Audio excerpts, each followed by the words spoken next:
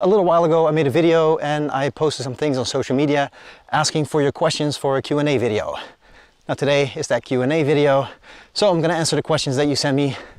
Let's get started. Alright, I got some of the questions right here and we'll start with Andrea and Nick. I really hope I pronounced all your names right. What type of running, walking experience do you suggest a person have before they start tackling a marathon? I'm more of a walker than a runner, so 26.2 miles seems incredibly daunting. How would you suggest I build confidence in order to tackle one?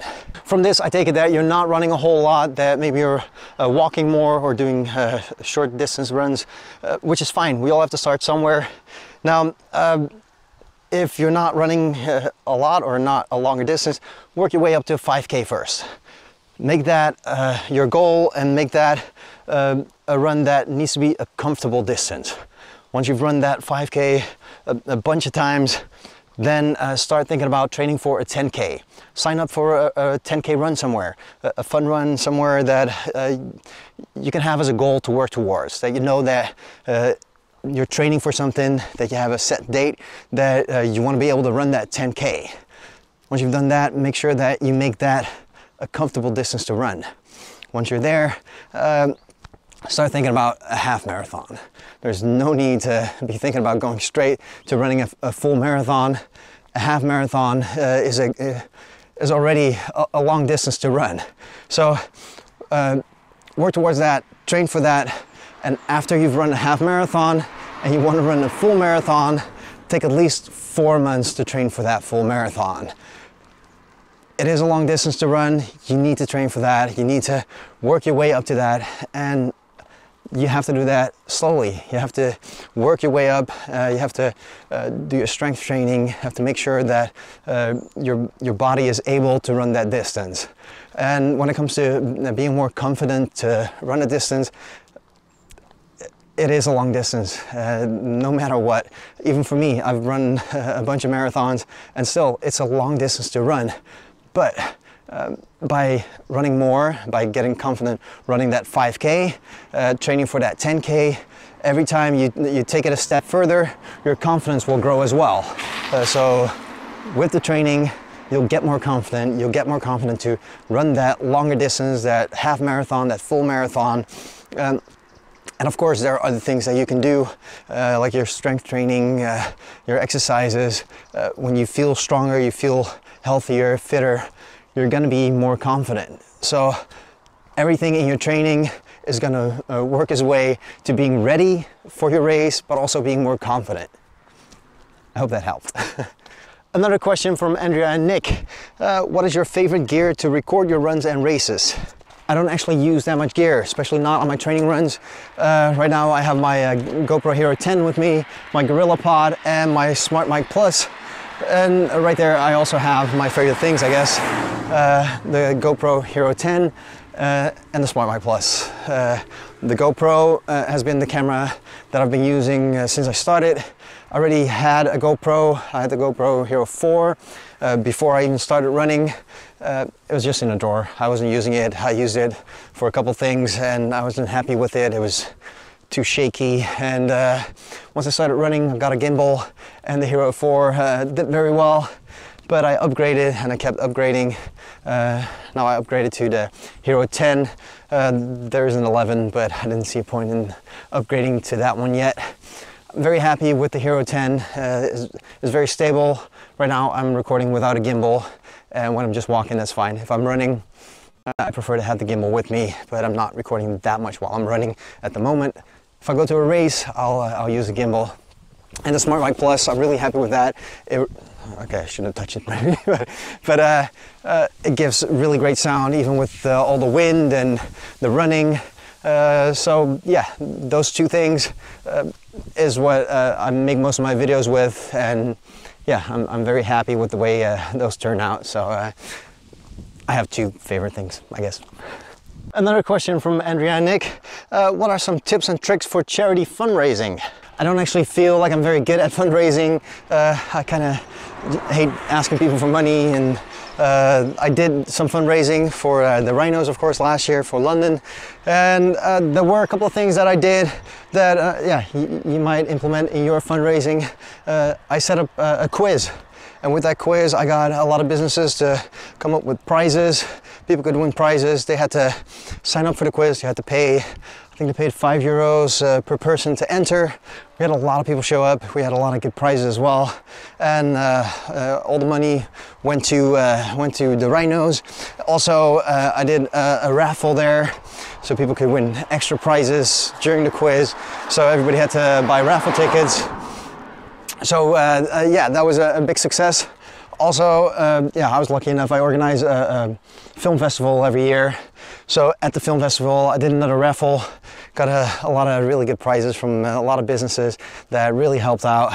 So yeah, sold a lot of raffle tickets there. Also, some of the proceeds from the film festival went towards the Rhinos.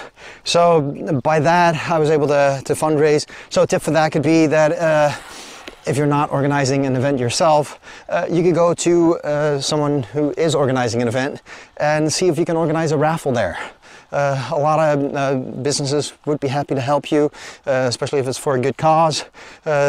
It is also something that adds something to their event. Maybe you can go to a local bar or pub and see if they would let you organize a quiz at their bar. Try and do it on a night where they normally don't get a lot of people in, on a Sunday night or Monday night. That way you draw in a big crowd for them. They make money on people buying drinks, and you get a lot of money for your fundraiser. A lot of businesses are happy to help. Go to local shops, restaurants. I got high teas and things like that. People love the windows, and the businesses that give the stuff away also get new people in. So it's also a win for them. So yeah, those are my best tips, I think, for fundraising. I have a question from Eric Salvatore. Hi Arno, what type of video equipment do you use, and how long does it take to edit a video? Okay, so I kind of covered already what kind of equipment I use. I'm using my GoPro Hero 10. How long it takes to edit a video really depends on the kind of video. For a training video or a video like this, it normally doesn't take me that long. Yeah, depending on what you think is long, but 2 to 3 hours of just cutting things together, putting some music on it, or putting little clips in it, some text, color grade it.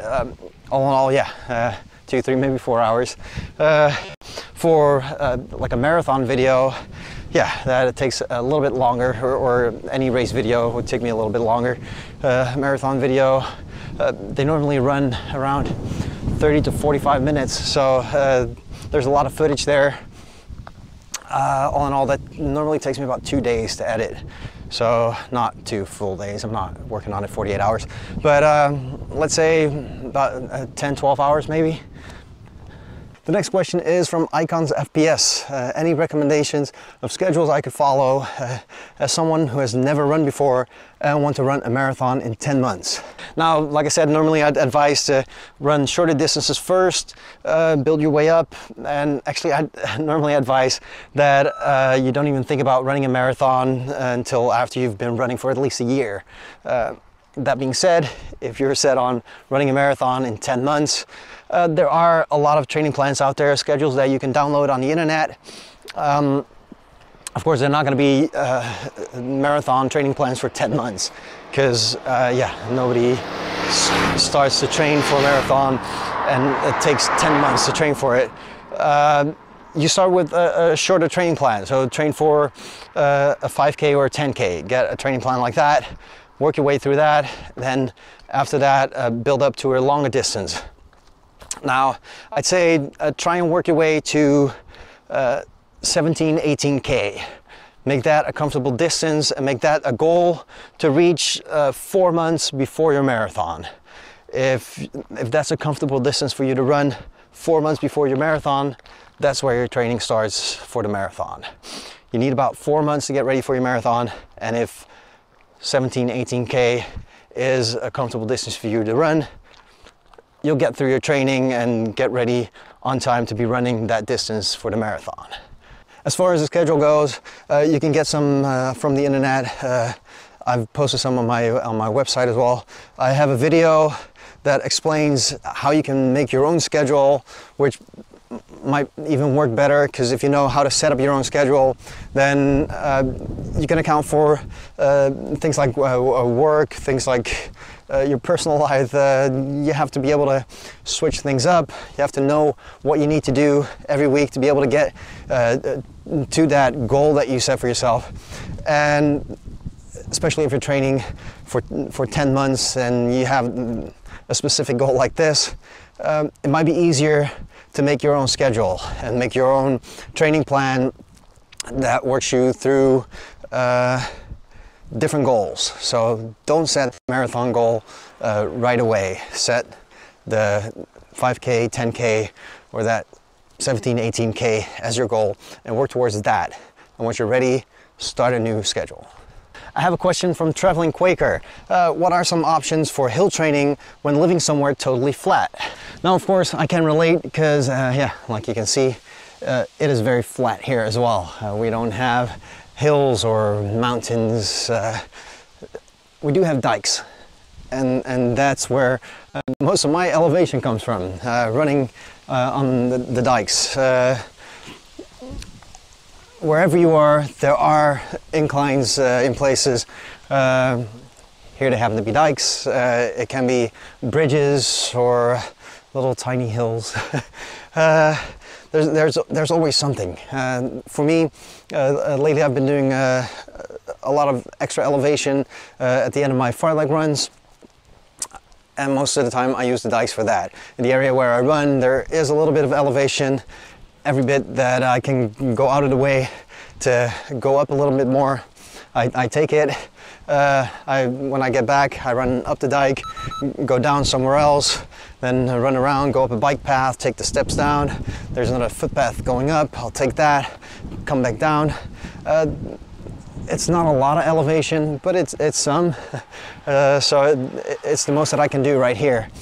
Now, if there's absolutely nowhere where you can run on an incline, maybe an option is running on a treadmill. A lot of treadmills have the option to run on an incline, and you can set it on different heights. Yeah, I don't really prefer to run on a treadmill, but it could be a good option if you need to train running uphill. I happen to know that Traveling Quaker is in Florida, and yeah, Florida is pretty flat. But even there, you have inclines like going up a bridge, things like that. Of course, by doing that, you might have to end up doing a lot of going up, going down, running the same area, going there and back, just to get enough elevation. But yeah, if that is something that you need for your training, you need some uphill training, that might be what you need to do. Now my next question is from Mutilated. Any plans to do another Run Disney event? Your last Dopey Run video got me through many treadmill training sessions. Of course, that is always great to hear. I would love to do another Run Disney event. I really enjoy those events. And actually the plan was in 2020 to run the Star Wars races that I signed up for, then signed up for the next year. Of course, everything got canceled. The races in Paris that I signed up for, they got canceled. So up to now, I haven't been able to travel to one of these races. Now, the plan has always been to run a Dopey race. The plan was for 2024. That's not going to happen.